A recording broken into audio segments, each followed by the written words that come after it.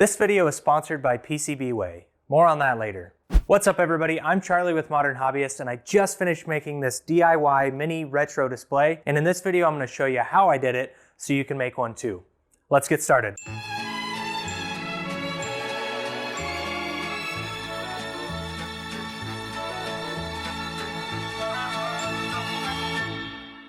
Now, the inspiration for this project obviously came from Tidbyt displays, which are super popular right now, and for good reason. Simply put, the Tidbyt display is a 64 by 32 pixel LED matrix with a microcontroller that tells the pixels what to show. They have a huge library of ready-to-go apps that you can install automatically using their mobile app. You can configure what apps you want to show when you want to show them, and you can even develop your own apps using the Pixlet framework, which basically just generates a GIF or a WebP image that you can upload wirelessly to your display. So, long story short, Tidbyts are awesome, and I'd love to have one, but I also like to do things the hard way, so that's why I built my own. In fact, in this video, I'm going to be building it 2.5 different ways, so keep watching because I promise no matter how much experience you have with electronics, you can build one too. In the end, this display won't have all the fancy features of a Tidbyt, but it will be a nice and simple starting point to hopefully get you addicted to electronics projects. So without further ado,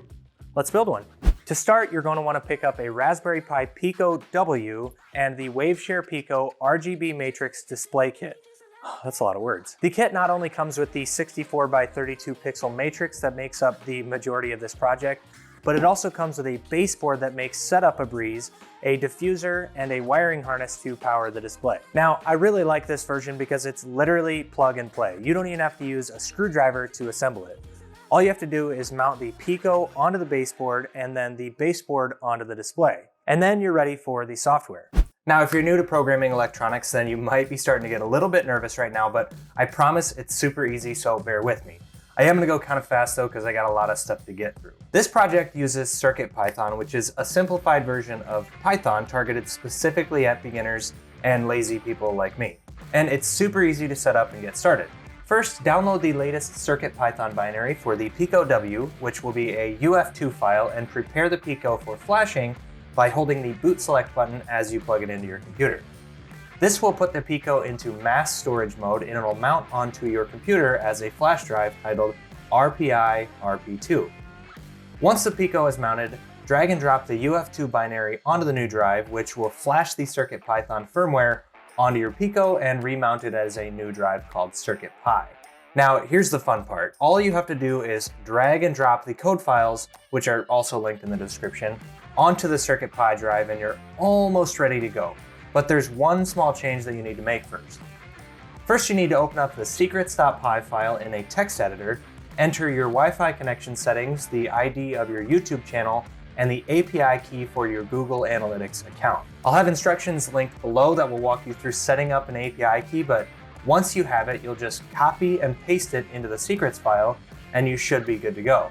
And that's it for this version. Like, you could literally stop watching right now and go build one of these yourself. I mean, don't stop watching yet because I have more to show you, but in literally 5 minutes, you could have a version of this project up and running. However, my code is really just the starting point. The Pico baseboard is so packed with extra features that it's definitely worth the extra price. But what if you don't care about all those extra features and you just want to save a little bit of money? Well, that's where version 1.5 comes in.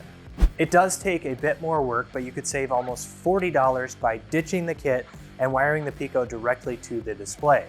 The setup and the code stay pretty much exactly the same, with the only difference being that you'll have to wire each pin of the display to the Pico directly. Luckily, if you buy the Waveshare display without the Pico baseboard, it actually comes with a 16-pin IDC connector so you can wire everything up easily. So obviously skipping the baseboard in favor of hardwiring everything yourself is a good bit more work, but it could be worth the money if you feel comfortable doing that.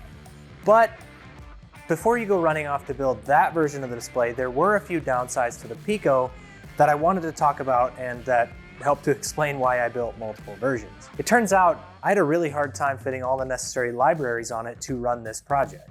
The Pico comes with 2 megabytes of onboard flash storage, which is actually pretty damn good, but once you flash the required version of CircuitPython onto it, you'll be looking at closer to 500 kilobytes of space. And that 500 kilobytes goes pretty quickly when you start copying all the necessary libraries, and in the end, I just ran out of space. So what do you do when you want to include more images or use more libraries or make more API calls? Well, I'll tell you right after a word from today's video sponsor, PCBWay. PCBWay is a company that specializes in prototyping and small volume production, making it the perfect one-stop shop for all your DIY project needs. With PCBWay, you can easily upload your designs and get them manufactured with precision and speed. Using their online tool, you can upload a Gerber file, select your design settings, and get 10 custom PCBs for only $5. And that's not all. PCBWay offers a range of other services, including 3D printing, CNC machining, sheet metal fabrication, and injection molding services. And as a special offer, my viewers can get $5 off their first order using the link in the description below. So whether you're a professional engineer like me or a hobbyist like me after 4 o'clock, you can trust PCBWay to help bring your electronics projects to life. Huge thanks to PCBWay for sponsoring this video. Now let's get back to it. So how did I solve the problem of the Raspberry Pi Pico not having enough space for this project? Well, I swapped it out for an Adafruit Matrix Portal M4. The Matrix Portal comes with a 20-pin IDC connector directly on the bottom of it for a quick and easy connection to the display, and it's also got 512 kilobytes of flash storage and 2 megabytes of QSPI flash storage, which is pretty cool. The setup is basically the same too, except once you've downloaded the correct CircuitPython binary, you have to double-click the reset button on the Matrix Portal to get it into flashing mode before dragging and dropping the firmware onto it, followed by the code files. Speaking of the code, it is a little bit different, but it basically functions the same as the first version. You still have to overwrite the Wi-Fi and Google API credentials in secrets.py file, but once you do, you should have a perfectly functioning DIY retro display. And this time you should have around 1.5 megabytes of space left to do whatever else you want to do with it. The only thing that I don't like about the Matrix Portal is that it hangs off the side of the display when it's plugged in. It's especially frustrating because it seems like such a simple fix to just flip the connector around. But either way, I just picked up an extension cable, removed the 20-pin connector on the bottom, and replaced it with the extension cable so it fits inside the edges of the display. That was definitely more work than the Pico version, but I think it was worth it considering all the extra flash space that the Matrix Portal has. Now all that's left to do is package it all up in an enclosure. The Real Tidbyt has a wooden box around it, which I could try to do, but I already 3D printed this one for it, so fine, I'll make it out of wood.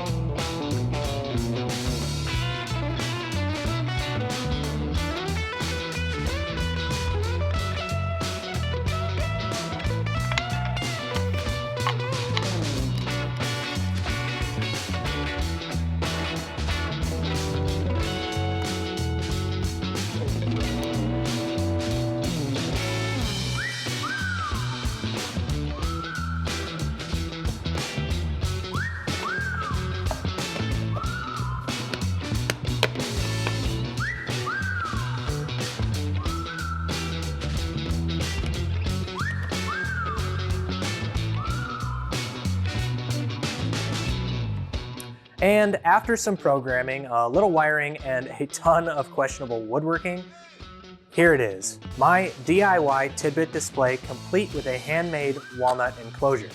For the final version, I spent around $80 for everything, including the wood, which definitely isn't bad, but you could easily get it under $50 if you built a bare bones version with the Raspberry Pi Pico and a 3D printed enclosure. Personally, I'm glad I went with the walnut though. It looks awesome and it gave me a chance to stretch my woodworking muscles a bit. The muscles. Also, obviously this one only shows the number of subscribers a given YouTube channel has, but there's no reason you have to stop here. You could turn it into a Bitcoin price tracker, a bus schedule display, a weather app, or any number of fun things. Unfortunately, I don't have time to write all those other apps, but I hope that I've inspired some of you to go out and give it a try.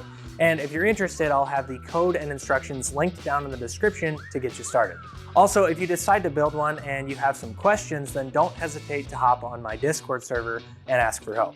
Lastly, let me know what you thought of this project down in the comments, and do me a favor by hitting those like and subscribe buttons. Otherwise, that's it for this project.